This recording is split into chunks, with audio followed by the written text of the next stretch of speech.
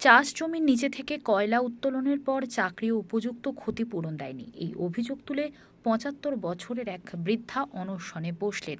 আসানসোলের কুলটির শেলের রামনগর কলিয়ারির সামনের ঘটনা। এই অনশন আন্দোলনকে সমর্থন জানিয়েছেন তৃণমূল।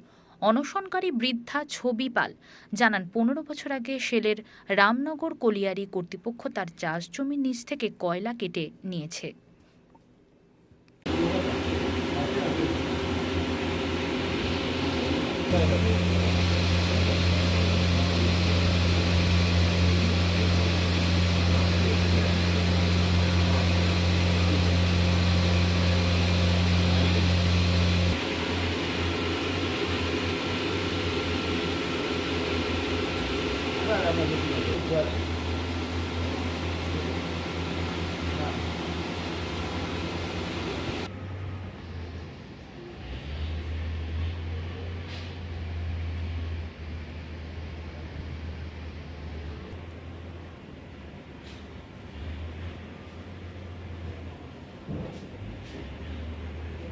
হাঙ্গার স্ট্রাইকে বসেছিল। আমার জমি কেটে নিয়েছে।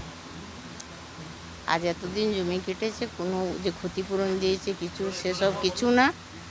অতঃপর আমি চাষ করে যে আমি খেতাম, এখন বলছে জমি তোমাদের কাটিয়ে। এবার আমার জমি ফেরত দেখ, না আমাকে চাকরি দিন, এইটাই আমার দাবি। কারা কেটেছে জমি? কোম্পানি কোন- রামনগর। কি চাইছেন এখন আপনারা?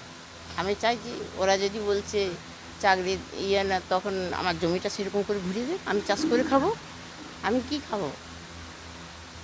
আমার তো স্বামী চলে গিয়েছে, আমি কি করবো তাহলে? আপনার নাম? আমার নাম ছবি পাল।